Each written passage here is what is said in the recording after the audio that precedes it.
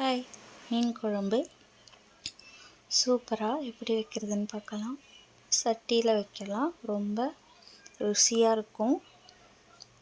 அடுப்பில் சட்டி வச்சுட்டு நல்லா காஞ்சதும் எண்ணெய் விட்டு, எண்ணெய் நல்லா சூடானதும் கொஞ்சமாக கடுகு வெந்தயம் ஆட் பண்ணி நல்லா அது பொரியணும்.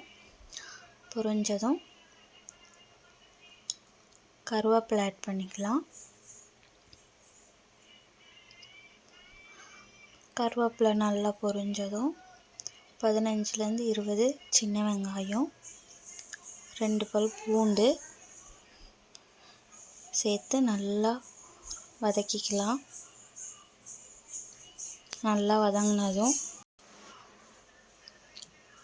தக்காளி ஆட் பண்ணிக்கலாம். தக்காளி நல்லா வதங்கணும். இப்போ நல்லா வதங்கிருச்சு. புளி கரைச்சி வச்சுருக்கேன், அதை சேர்த்துக்கலாம்.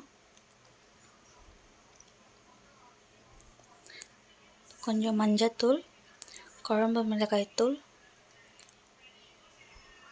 தேவையான அளவு சேர்த்து, உப்பு கொஞ்சமாக சேர்த்து,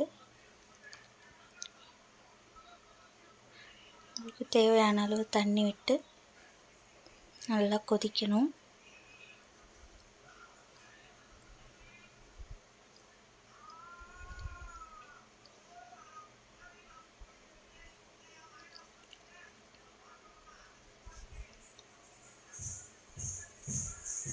தட்டு போட்டு மூடி வைக்கலாம்.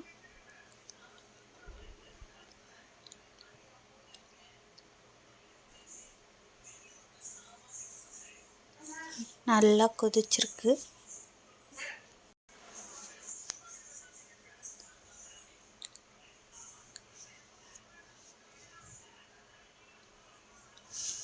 நல்லா கொதிச்சிடுச்சு. மீன் ஆட் பண்ணிக்கலாம்.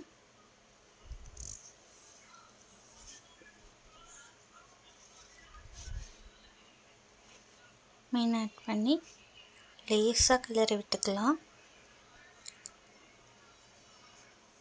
க்ளோஸ் பண்ணிவிட்டு 10 மினிட்ஸ் லோ ஃப்ளேமில் வச்சுட்டு